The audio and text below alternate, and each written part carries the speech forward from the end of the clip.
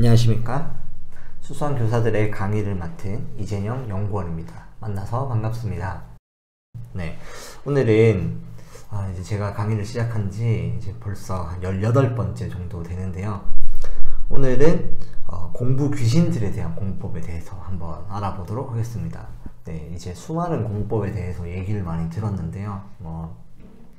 1등을 위한 공부법, 그 다음에 초등학생들이 잘 되기 위한 공부법, 그 다음에 수시, 수능, 아이들의 문화 등등 얘기했는데, 오늘은 공부 귀신들의 공부법입니다. 우리가 잘하는 사람들 보고 이제 귀신이라는 얘기를 많이 하죠. 제 조카가 그 할리갈리라는 게임 아시죠? 초등학교 3학년인데 할리갈리 게임을 정말 잘하는 겁니다. 제가 전심을 다 해서 붙었는데도 제가 졌거든요. 근데 이제 그 조카가 삼촌, 나 할리갈리 귀신이야? 이런 얘기를 하더라고요. 그래서 귀신이라는 얘기를 하는데, 대한민국에 공부를 잘하는 사람들 약 2,000여 명을 인터뷰해서 공통적인 무언가가 있는가라는 걸 살펴봤는데, 그 집중 인터뷰를 통해서 그 공통적인 무언가를 뽑아서 만든 책이 있습니다. 그래서 그 책이 바로 공부 귀신들 이라는 책인데요. 오늘은 그 특별한 이야기에 한번 집중해서 공부 귀신들은 어떠한 습관들이 있는지 한번 살펴보면 좋겠습니다. 이 강의를 보면서 학생들 중에 내가 공부를 하고 싶다라는 학생들은 이 강의를 보면서 어떤 부분이 내가 부족한가를 되돌아보면 좋겠고, 또 학부모님들이나 교회 선생님 혹은 교육자분들이 이걸 보신다면 우리 아이들을 위해서 이러한 시간들을 한번 마련해 줘야겠다라고 한번 생각해 보시고, 또 아이들에게 조언과 또 도움을 주는 시간이 되면 좋겠습니다. 그 전에 우리가 공부를 잘 한다라고 생각을 하면 보통 어떻게 생각을 하냐면, 머리가 좋다라고 생각을 많이 합니다. 그래서 제가 공부를 잘한다, 야 제가 성적이 높다 하면은 우리는 대부분 쟤 참 똑똑해, 쟤는 머리가 참 좋아, 이런 이야기를 많이 하는데요.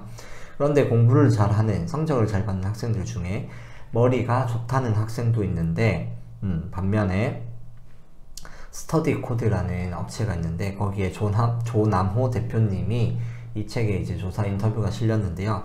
그분의 조사에 따르면 서울대생의 83%가 평범한 학생이라고 하는 결과가 있습니다. 조사해보니까, 서울대 학생들을 조사해보니 83%가 평범한 학생들의 머리, IQ 지능이었다라고 평가를 그런 결과가 나왔는데요. 즉 이게 무슨 말이냐, 평범한 학생들이 서울대에 많이 가더라, 알아보니 머리가 똑똑한 건 아니었다라는 객관적인 평가라고 할 수 있죠. 그런데 공부 귀신들 중에서도 이 책에 보면은 노력만으로 이러한 결과를 이룰 수 있었다라는 이야기들이 참 많이 있습니다. 그런데 누구나 다 갈 수 있다라고 하지만 사실은 누구나 다 갈 수가 없죠. 여기에는 엄청난 노력과 많은 노하우와 또 일종의 집념과 기술들이 이제 포함되어 있다라는 거죠. 그럼 이들이 이렇게 평범하지만 똑똑하고 성적을 잘 받는 결과를 이끌 수 있는 비결이 무엇인가, 그것을 한번 살펴보도록 하겠습니다. 이 이야기들 중에 꼭 들어가는 단어가 뭐냐면 방향과 효율입니다. 방향과 효율. 우리가 어떻게 공부를 어떤 방향으로 하느냐, 그리고 단기간에 얼마나 효율이 높으냐, 이 방향과 효율에 대한 이야기를 빼놓을 수 없는데요. 다른 말로 표현하면 이는 선택과 집중입니다. 산만함을 내려놓고 어디에 선택하고 어디를 집중하느냐에 따라서 성적의 향방이 갈리는데요.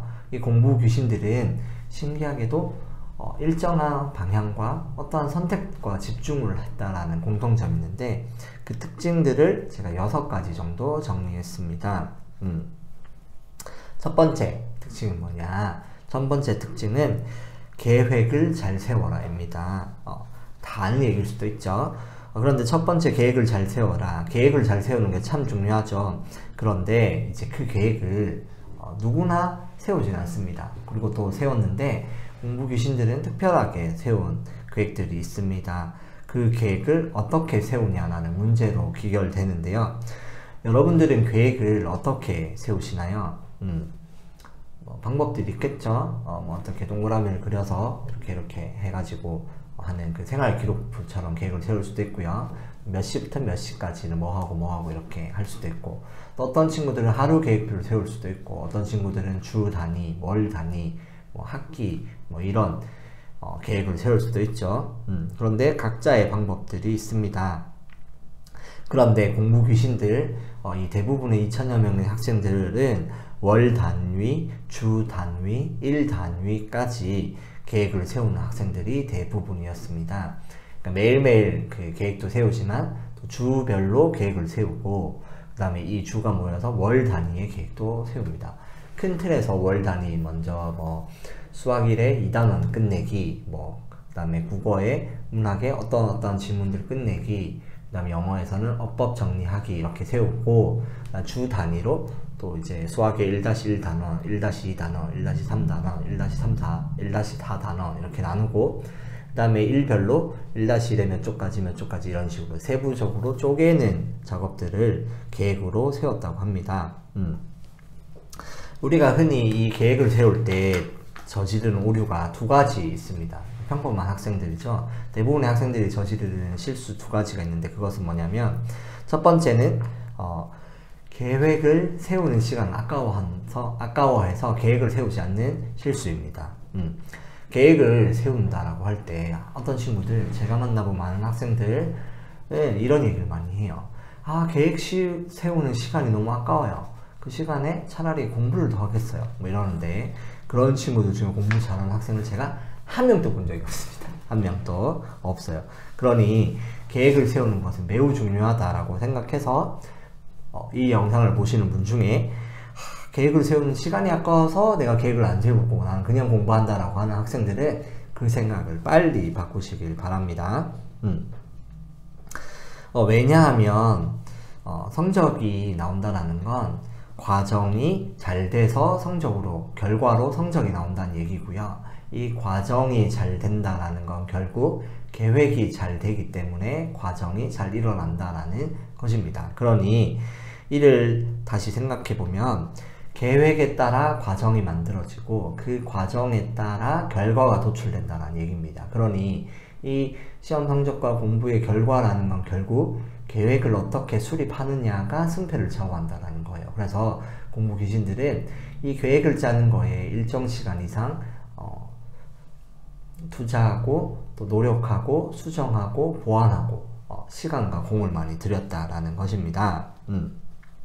그래서 계획을 안 세우면 안 된다, 이 생각을 첫 번째 거고, 그다음에 두 번째 오류가 있습니다. 그러니까 첫 번째 오류는 시간이 오래 걸려서 계획을 안 세워요 하는 학생들이 있다라는 거, 이건 안 된다라는 거. 그리고 두 번째는 계획을 어느 정도까지 세워야 하는지 기준이 없어서 너무 대충 세우거나, 또 반대로 너무 세밀하게 세워서 이 계획을 내가 숙지하기가 어려울 만큼 세부적으로 또 자세하게 세우는 이런 경우들이 있습니다. 그러니 어느 정도로 세우는지 내가 잘 모르는 경우가 이 두 번째 실수에 해당되는 부분입니다. 그러니 너무 대충 세우거나 아니면 너무 자세하게 세워서 내가 힘들거나 뭐 이런 경우들이 있겠죠. 이런 것들은 이제 어떻게 해결이 되냐면, 스스로에 대해서 잘 이해를 하지 못해서 이런 계획들을 세우는 겁니다. 그러니 스스로에 대한 기준을 못 세운 경우인데, 이는 먼저 어느 정도 계획을 한번 세워보고 내가 이 계획대로 실행하면서 또 반복하면서 이렇게 수정을 하는 과정들이 있어야 계획을 온전히 세울 수 있습니다. 뭐 1단위를 세울 때 어떤 친구들은 시 단위, 1시간 단위로 세우는 친구들이 있고요. 어떤 친구들은 2시간 단위로, 또 어떤 친구들은 하루에 공부할 양만 계획을 세우는 친구들이 있어요. 그러니까 그 중에 선택해서 이때는 내가 이거 하겠다 해서 하루의 목표치를 가지고 계획을 세우는 친구들도 있고요. 또 이런 여러 가지 다양한 계획의 방법들이 있는데, 이것은 내가 해봐야 안다라는 거예요. 그러니까 내가 공부할 양, 공부할 시간, 또 어느 정도 집중도, 그다음 쉬는 시간 어느 정도 하는지 이런 것들은 구체적이면 좋은데, 이것은 해보면서 수정하면서 결국 최적의 계획이 나오기까지 내가 계속 반복해야 된다는 것입니다. 그러니 내가 처음 계획을 세우시는 사람들은 반드시 이것이 완벽한 계획법이 아니다라는 생각을 꼭 해야 됩니다. 아시겠죠? 그래서 계획을 세울 때 팁이 있어요. 제일 좋은 팁은 뭐냐면, 합격자 수기를 보고 그러니까 시험 성적이 잘 나온 뭐 수능 후기나 이런 걸 보면 공부 계획법에 대해서 이렇게 많은 합격생들 또 우수 성적생들이 계획을 올려둬요. 뭐 저는 이렇게 공부했습니다. 저는 이렇게 공부했습니다. 저는 이렇게 했습니다. 이런 후기들이 있거든요. 그런 후기를 보고 내가 가장 마음에 드는 계획을 그대로 가져와서 그대로 내가 한번 실행해 보는 거예요. 그리고 그 계획의 틀에서 조금씩 수정하면서 나만의 계획법을 세워가는 게 가장 효율적이고 좋은 방법입니다. 이 공부 귀신들도 처음부터 계획을 잘 세웠을까요? 아닙니다. 처음부터는 계획이 엉망이고 또 이게 달성률이 20%도 안 되는 계획을 세울 수도 있고 또 어떨 때는 계획을 너무 대충 세워서 시간이 남아도는 경우도 많이 있었습니다. 그러니 이런 공부 귀신들도 시행착오를 통해서 결국엔 가장 나에게 잘 맞는 계획을 수립하는 방법을 내가 터득했다라고 고백을 많이 하는데요. 여러분들도 이 계획을 세우는 것에 좋은 계획이 나만의 계획법을 꼭 완성할 때까지 노력하시길 바랍니다. 이것이 계획을 잘 세우는 것입니다.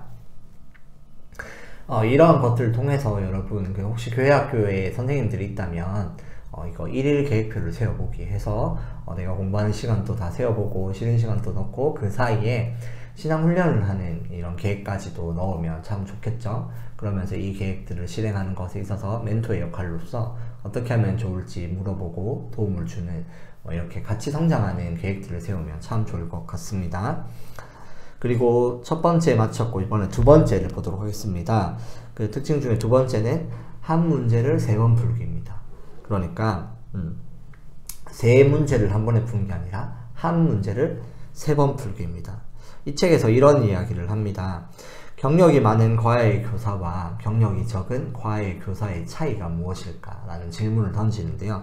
그러면서 이 책에서는 그 답은 경력이 많은 과외 교사는 같은 문제를 3번 학생에게 준다라고 얘기를 하고 경력이 적은 과외 교사는 3문제를 같은 학생에게 준다라는 이야기를 했습니다. 그러니 잘 가르치는 교사 선생님은 같은 문제를 여러 번 반복시키는 것을 많이 한다라고 이야기를 하고 있습니다.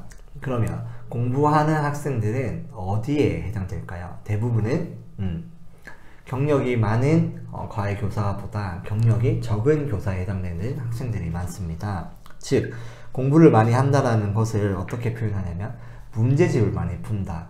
문제집 내가 해치우는 게 많다라고 하면 내가 공부를 잘하고 있다라고 평가하고 생각하는 학생들이 많다라는 거죠. 그런데 그래서 문제집 한 번 다 풀면 다음 거를 넘기고 또 다음 거를 넘기고 그래서 공부를 많이 하는데 문제집을 많이 푸는데 저는 성적이 안 나와야 하는 학생들 참 많죠. 그런데 공부 귀신들은 반대였습니다. 한 문제집을 최소 3번 이상 그러니까 한 번 보고 한두 번 보고 넘어간 적이 없다라는 것입니다. 이것이 또 다른 특징 중에 하나였습니다. 문제집을 한 권을 오랫동안 붙잡고 있었습니다. 완전히 알 때까지 반복해서 풉니다. 이러한 과정을 통해서 문제의 출제 의도가 무엇인지 또 무엇을 묻는지 또 내가 선택한 오답과 정답의 차이는 무엇인지 등 아주 자세히 공부하는 것이 매우 중요하다라고 공부 귀신들은 다 이야기를 했습니다. 여기서 중요한 키워드는 반복입니다. 반복. 공부가 쉬워지는 비결로도 많은 공부 귀신들은 이 반복을 꼽았습니다. 첫 번째도 반복, 두 번째도 반복, 세 번째도 반복. 그래서 한 문제지를 풀 때 여러분 여러 번 풀어보기를 추천해 드립니다. 이것은 저도 학생들을 가르칠 때 꼭 빼놓지 않고 이야기했던 건데요. 그래서 보통 저 같은 경우 학생들에게 이런 팁을 줍니다. 문제집을 처음 풀 때는 다 풀고 틀린 것을 별표 치고 넘어가라고 합니다. 맞는 건 동그라미 하고 틀린 건 별표나 세모를 치고 넘기라 합니다. 그리고 이 문제집을 처음부터 끝까지 다 푼 다음에는 처음에 다시 돌아와서 내가 헷갈리거나 또 몰라서 또 틀려서 했던 그 별표를 다시 풀어보라고 합니다. 그러면 또 그 중에 맞는 것은 동그라미 치고 또 모르는 것은 별표를 추가합니다. 별표나 세모. 그러고 그렇게 끝까지 다 풀고 또 다시 동그라미가 없는 별표나 세모를 친 것을 다시 풀어옵니다. 그러면 일단 2개가 됐죠. 그래서 거기서 또 모르는 게 또 나옵니다. 그럼 별표가 3개까지 되겠죠. 그러고 끝까지 다 풀고 결국에는 이 별표가 다 동그라미 될 때까지 풀어 라고 합니다. 그런데 이런 것들이 한 문제집을 여러 번 푼다라는 개념입니다. 아시겠죠? 맞는 문제는 풀지 않고 맞으면 넘어가고, 내가 맞았어도 헷갈리거나 잘 몰랐던 개념들, 우연히 맞췄던 문제들은 다 별표를 쳐야겠죠.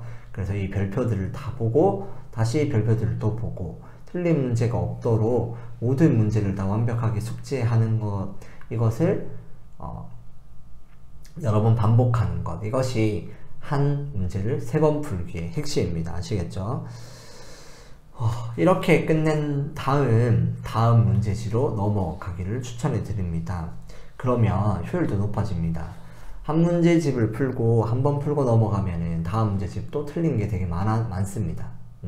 그런데 이렇게 한 문제집을 여러 번 풀고 다음 문제집 넘어가면 틀린 문제도 확실히 적어지고 내가 기억하고 아는 것도 많아지고 해서 효율도 점점 좋아지고 문제집을 푸는 속도가 점점 빨라집니다.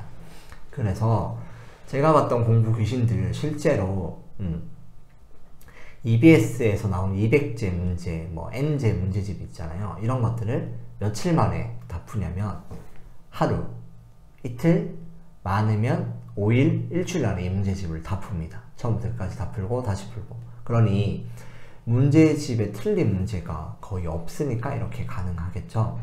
이런 경지까지 여러분들이 도달하는 것을 목표로 틀린 문제를 다시 보고 한 문제집을 여러 번 보는 습관을 들이길 바랍니다. 그러면 문제집 푸는 속도도 빨라지고 내 지식의 수준도 점점 더 빨리 성장하게 됩니다. 틀린 것을 보기 때문입니다. 이렇게 2번째를 마쳤고 3번째를 보겠습니다. 3번째는 뭐냐면, 3번째 특징은 수업 시간에 집중하기입니다. 너무 당연한 얘기죠. 공부 귀신들이 또 하나같이 강조하는 것이 뭐냐면 바로 수업 시간입니다. 수업 시간. 이들은 교사의 말을 하나도 빠뜨리지 않고 집중해서 듣는다고 합니다. 그래서 때로는 선생님들이 말씀하시는 것뿐 아니라 선생님이 했던 몸짓, 농담 이런 것까지도 자연스럽게 기억을 다 하던데요. 그래서 이럴 때 나온 것들을 토대로 개념과 또 여러가지 공식들과 또 수업시간 내용들을 연관해서 연상해서 외우기까지 한다고 이야기를 많이 하였습니다. 수업시간에 집중하는 게 어느 정도? 선생님이 했던 농담과 제스처, 어떤 일정한 톤, 그런 것까지 다 기억한다라는 것이죠. 그러니까 얼마나 집중을 하냐, 뭐 이런 얘기가 되겠죠.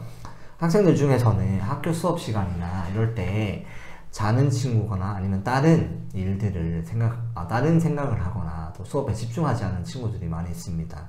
그 이유가 어차피 인강이나 아니면 어차피 학원에서 다 듣는 거니까 학교 수업을 대충 들어도 된다 이렇게 생각하는 경우가 있죠. 또 학원에서 들을 때 또 이럴 때도 어차피 내가 혼자 나중에 하지 뭐, 아니면 내가 또 다른 데 또 들으면 되지 뭐 하면서 대충 하는 경우가 있는데, 이게 참 마음 아프고 빨리 바꿔야 될 생각 중에 하나입니다. 아시겠죠?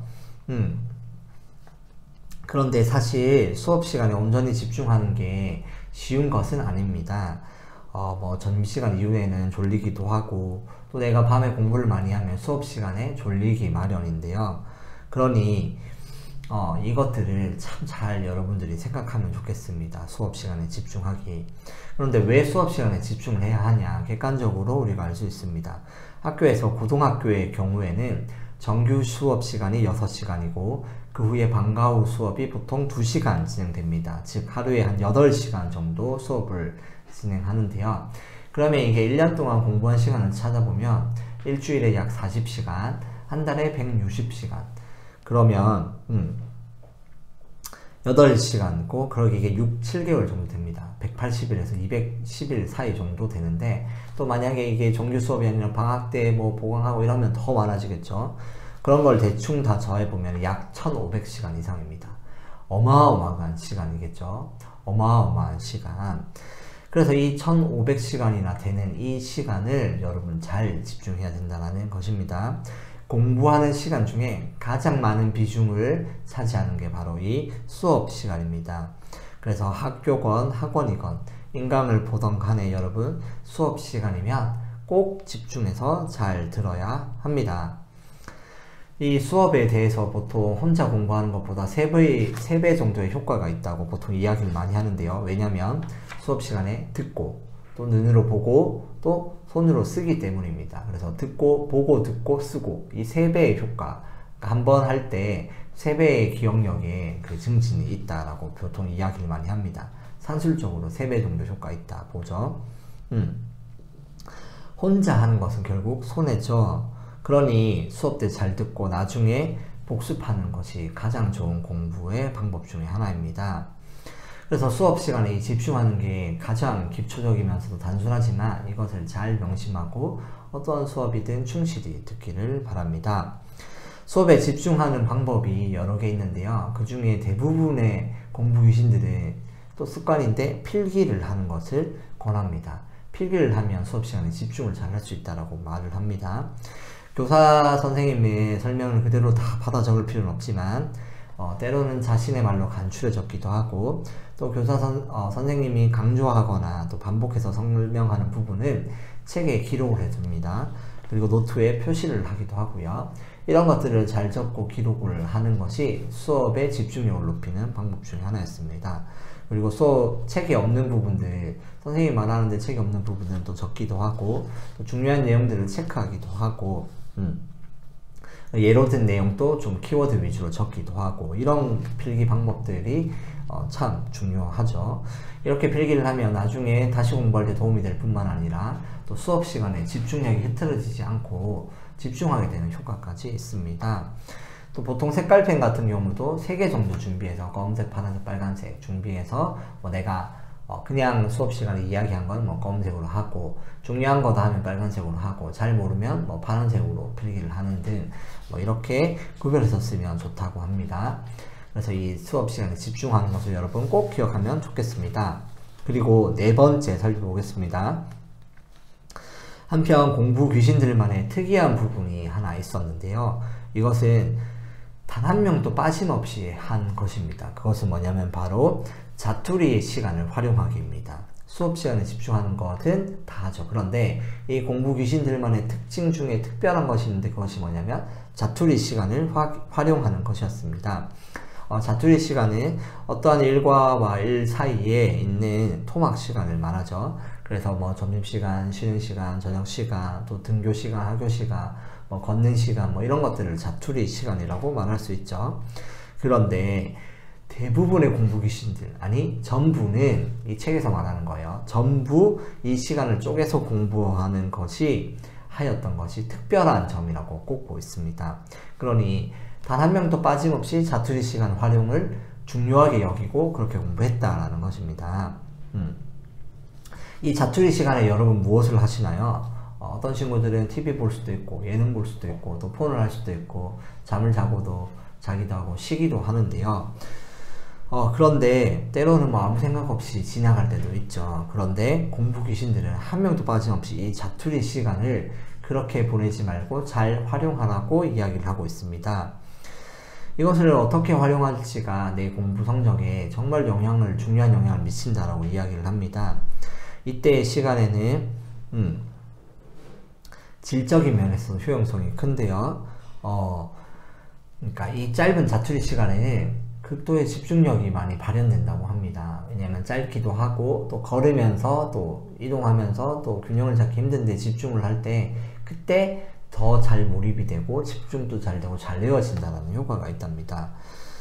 그래서 이 자투리 시간에는 미리 뭘 할지 생각하고 계획을 해보는 것이 좋습니다. 가령 내가 문제집을 좀 풀어본다거나 아니면 틀린 오답 노트를 본다거나 아니면 영어 단어를 외운다거나 아니면 내가 요약 노트를 읽거나 하는 시간, 이런 계획들을 잘 세우는 것이 매우 중요합니다. 또 이 자투리 시간이 조금 길 때는 한 가지 주제를 골똘히 생각하고 집중하는 것도 좋은 하나의 활용 방법이라고 소개를 합니다. 공부 귀신들은 이때 자투리 시간에 공부도 하지만 때로는 안 풀리는 수학 문제를 머릿속으로 풀어보거나, 이 자투리 시간이죠. 또 공부한 내용을 반복해보고 생각나지 않는 것을 떠올려보고 체크하는 뭐 이런 식으로 또 많이 활용을 하고 있었습니다. 이 자투리 시간을 여러분도 한번 생각해보고 꼭 활용하시길 바랍니다. 내가 길에서 또 뭐 있는 시간, 버스 타고 다니는 시간, 걷는 시간, 또 쉬는 시간 등등 말이죠. 그런데 이 자투리 시간에 제일 좋았던 걸 추천한다면 많은 학생들, 또 저도 그렇게 생각하는데, 영어 단어를 외우거나 오답노트를 보는 시간으로 활용을 많이 하면 좋겠습니다. 아시겠죠? 여러분, 이 시간들이 쌓이면, 자투리 시간이 쌓이면 또 큰 시간이 되는데, 이 시간들을 여러분 놓치지 말고 짧지만 강한 임팩트가 있는 시간이라 생각하시고 꼭 잘 활용하시길 바랍니다. 그리고 5번째입니다. 다음으로 중요한 5번째는 바로 자기주도 학습입니다. 자기주도 학습, 결국 스스로가 주도해서 하는 공부를 말하는데요. 이는 스스로 앉아서 그냥 책상에 앉는 것 뿐만 아니라 스스로 목표와 계획을 세우고 적절한 방법을 찾아서 공부하는 것을 말합니다. 아시겠죠? 자기주도 학습이 그냥 뭐 스스로 앉아서 뭐 학원 숙제를 열심히 공부하고 하는 것을, 그런 단순한 것을 말하는 게 아닙니다. 스스로 목표를 세우고 계획도 세우고 적절한 방법을 찾아서 공부하는 것을 말합니다. 이것이 자기주도 학습입니다. 우리는 그 공부를 하고 성적이 잘 나올 때 흔히 어떻게 생각하냐면 사교육을 되게 중요하게 생각하는 경향이 있습니다. 그러니 학원을 보내거나 과외를 하거나 또 여러가지 사교육 정책들, 사교육 시장들을 많이 이용하고 이것이 성적과 필수 불가결의 관계에 있다라고 보통 여기죠. 그래서 많은 학생들과 학부모님들이 사교육, 학원, 과외 등등에 집중을 많이 합니다. 그런데 사실 이것이 사교육이 도움이 안 된다고는 할 수는 없지만 자기 주도 학습이 없다면 아무리 사교육을 많이 받더라도 성적이 나오지 않다라는 것을 여러분이 꼭 기억하시면 좋겠습니다. 아시겠죠? 사교육을 안 받더라도 성적이 잘 나올 수 있다라는 얘기도 하고 있는 겁니다. 보통 중학교까지는 학원을 다니거나 사교육만 잘 받아도 성적이 잘 나옵니다. 네, 중학교 때까지는 그렇습니다. 그런데 고등학교 때부터는 분량이 많아지고 쉽게 처리하기가 어렵습니다. 그때부터는 혼자 공부하는 시간이 많아야 합니다. 즉 자기주도 학습이 학습의 시간이 많아야 된다는 거죠. 그런데 여러분, 왜 사람들이 또 학부모님들과 학생들이 사교육에 많이 의존을 할까요? 그것은 대부분 공부에 도움이 된다라고 이야기를 하지만 사실 더 큰 것은 그 사교육을 안 하면 불안해서 라는 이유가 가장 크지 않을까 싶습니다. 그러니까 다 공부하는데 혼자 사교육 안 받고 혼자 학원 안 다니면 안 되겠죠. 그것이 매우 불안합니다. 우리 아이가 처질까봐, 또 우리 애가 힘들어하진 않을까 등등의 불안이 있죠. 그런데 어떤 학생들 중에서는 중학교 때는 성적이 별 튀지 않고 못했는데 고등학교 때 두각을 드러낸 학생들이 더러 있습니다. 그러니까 중학교 때는 못했는데 고등학교 때 월등히 성적이 잘 나온 친구들이 있다라는 거죠. 그런 학생들 대부분은 그런데 자기 스스로 목표와 계획을 세우고 공부하는 습관들을 기른 학생들이라고 볼 수 있겠습니다. 중학교 때는 별 잘 모르겠는데 고등학교 때 급등하는 친구들 많아죠. 이런 학생들 대부분 스스로 하는 것에 익숙해서 사교육 없이 성적을 올린 케이스라고 보면 되겠습니다. 대부분 공부 귀신들은 이 사교육에 의지하지 않았습니다. 자기 주도 학습 습관으로 결국에는 사교육을 정리하고 만약에 사교육을 하더라도 필요한 부분만 하는 지혜를 보였고요. 그리고 이들이 공부를 제일 많이 한 것은 어떤 거냐면 스스로 공부하는 시간, 즉 자습 시간이 가장 자습 시간이 중요했다라고 많이 이야기를 했습니다. 서울대에서 이러한 조사를 했습니다. 학교 학생 2680명을 대상으로 사교육에 대해서 설문조사를 했는데요. 그 전체 응답자 중에 66%가 사교육을 받은 적이 있다라고 했고요. 반대로 34%는 사교육을 받지 않았다라고 이야기를 했습니다.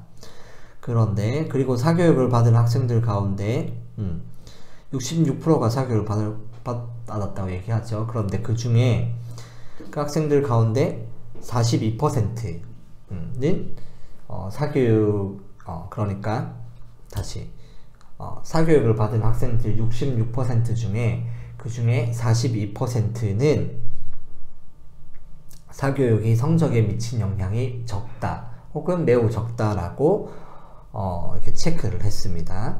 그리고 사교육 받은 학생들 중에 그 영향이 매우 크다라고 한 학생은 불과 22% 밖에 되지 않았다라는 설문조사가 있습니다. 그러니 이것을 잘 계산하면 사교육을 하지 않은 학생들의 34%, 그리고 사교육을 한 학생들의 66% 중에 42%는 사교육에 도움이 되지 않았다라고 말을 하고, 그 받은 학생들 중에 몇 프로만 됐는데 이것을 계산하면 사교육에 도움이 된다라고 응답한 학생들은 결국 전체 학생의 15% 정도밖에 되지 않았다라는 결과입니다. 이게 되게 놀라운 결과일 수도 있는데요. 나머지 85%는 사교육을 받지 않았거나 혹은 사교육을 받아도 나에게 크게 도움을 주진 않았다라고 응답한 학생들이라는 겁니다. 그런데 이 공부 귀신들이 이야기하는 이 주된 주장은 뭐냐면, 사교육을 하더라도 결국 자기주도 학습으로 서울대에 합격했고 공부 성적이 올랐다라고 이야기를 하고 있는 것입니다. 그런데 이 객관적인 그 사실들이 이렇게 있는데도 많은 부모님들과 학생들은 잘 믿지 않고 사교육을 해야 된다라는 생각을 많이 하죠. 알지 못할 그런 불안감 때문에 많이 하게 됩니다. 학생들 중에서 또 학부모님들 만나보면 이런 이야기를 많이 합니다. 저는 과외나 학원을 다니지 못해서 성적이 안 나와요. 저도 과외 다 받고 학원 다 다니고 싶어요. 이런 학생들. 그런데 이런 사교육의 시장을 많이 할 수 있는 것이 뭐냐면 바로 인터넷 강의입니다. 네, 인터넷 강의 유명한 강사들이 많이 출연하고 또 잘 가르치는 선생님들이 많이 나오죠. 저도 학창시절에 인강으로 공부를 많이 했었는데요. EBS나 또 여러가지 다양한 채널들이 있죠. 또 요즘에 유튜브에도 강의가 많이 올라오죠. 이것들을 보면서 공부하면 충분히 할 수 있습니다. 그리고 이러한 강의를 고를 때도 여러분들이 그냥 다 하니까 한다라고 생각하지 마시고, 여러분이 주도해서 계획을 세워서 강사도 선택하고 과목도 어떠한 것을 들을지 정하고, 또 강의 형태도 개념 강의인지 문제풀이인지 아니면 모의고사 풀이인지 선택하고, 또 강의 수준도 초급, 중급, 고급 중에 어떤 것을 선택할지 이것을 다 고려해서 여러분들이 스스로 자기주도 학습에 도움이 되는 강의만 보시면 좋겠습니다. 처음에는 이 자기주도 학습으로 실패하거나 또 불안하거나 잘 안되는 경우가 참 많이 있습니다. 그런데 여러분 이것을 포기하지 마시고 계속 하면서 이것에 대한 내성을 기르시길 바랍니다. 이것이 곧 습관이 되건데, 이 자기주도 학습, 자습에 대한 습관이 되어 있어야 공부를 꼭 잘할 수 있습니다. 공부 귀신들은 다 이렇게 공부를 했다라는 것입니다. 이런 특징이 있었고요.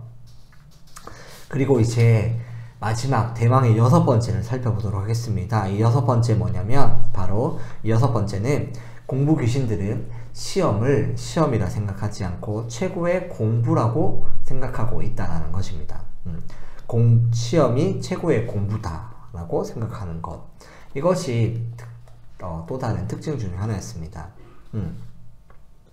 시험을 볼 때 수능 말고 뭐 모의고사나 또 이제 학력고사나 뭐 이런 여러 가지 시험들이 있죠.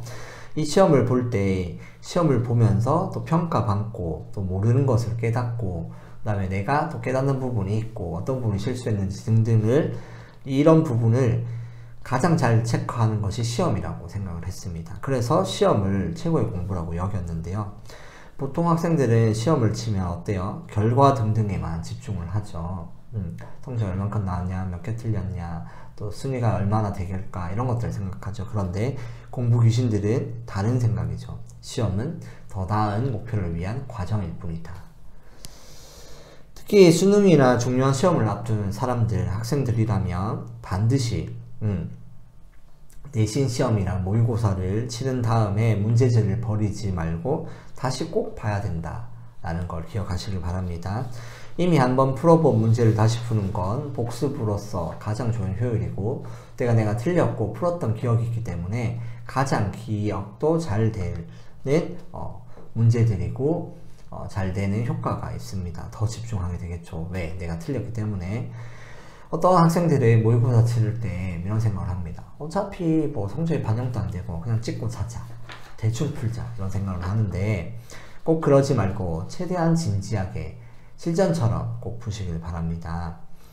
또 왜 그러냐면 시험이란 거 내가 공부에 대한 지식에 대한 것도 평가하지만 이 시험이라는 그 평가 방법에 대한 공부이기도 합니다. 그것에 내가 시험을 치지 않으면 모르는 거죠. OMR 카드 작성하는 법, 또 시간 관리를 어떻게 했는지, 또 모르는 문제를 나왔을 때 어떻게 대처할지 등등 이런 것들은 시험 그 자체에 대한 공부가 필요한 부분이죠. 이것들에 대해서도 배울 수 있는 게 시험 때입니다. 그래서 여러분 시험을 풀고 나서 시험지를 버리지 마시고 잘 간직하셨다가 거기에 꼭 뭐 이렇게 내용을 기재하고 보관하시기를 바랍니다.